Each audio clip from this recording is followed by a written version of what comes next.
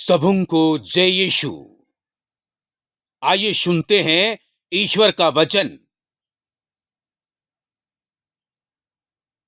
पहला पाठ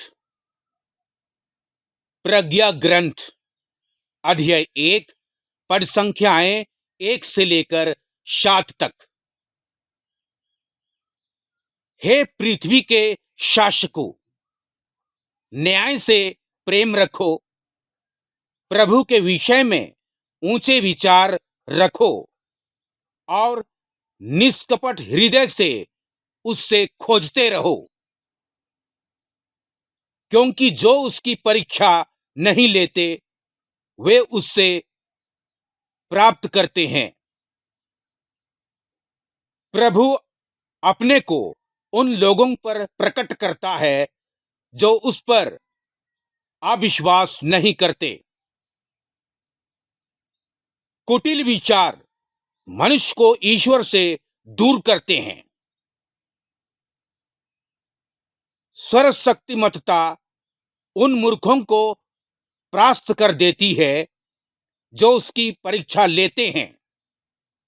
प्रज्ञा उस आत्मा में प्रवेश नहीं करती जो बुराई की बातें सोचती है और उस शरीर में निवास नहीं करती जो पाप के अधीन है, क्योंकि शिक्षा प्रदान करने वाला पवित्र आत्मा छल कपट से घृणा करता है। वह मूर्खतापूर्ण विचारों से अलग रहता है और अन्याय से दूर भागता है। प्रज्ञा मनुष्य का हित तो चाहती है, किंतु वह इस निंदक को उसके शब्दों का दंड दिए बिना नहीं छोड़ेगी, क्योंकि ईश्वर मनुष्य के अंतरतम का साक्षी है। वह उसके हृदय की थाह लेता और उसके मुख के सभी शब्द सुनता है। प्रभु का आत्मा संसार में व्याप्त है। वह सब कुछ को एकता में बांधे रखता है और मनुष्य जो कुछ कहते हैं वह सब जानता है। यह प्रभु की वाणी है। आइए अब सुनते हैं सुसमाचार।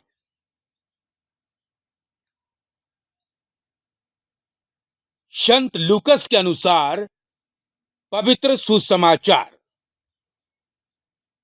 अध्याय 17 पद संख्याएं 1 से लेकर 6 तक। यीशु ने अपने शिष्यों से यह कहा, प्रलोभन अनिवार्य है, किंतु धिक्कार उस मनुष्य को जो प्रलोभन का कारण बनता है।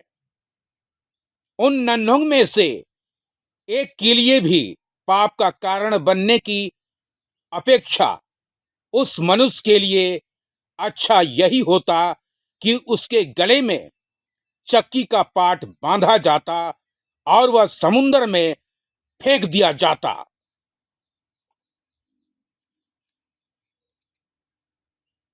इसलिए सावधान रहो।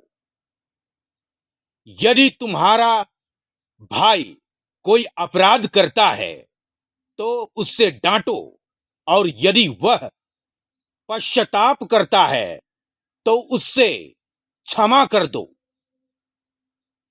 यदि वह दिन में 7 बार तुम्हारे विरुद्ध अपराध करता और 7 बार आकर कहता है कि मुझे खेद है, तो तुम उससे क्षमा करते जाओ।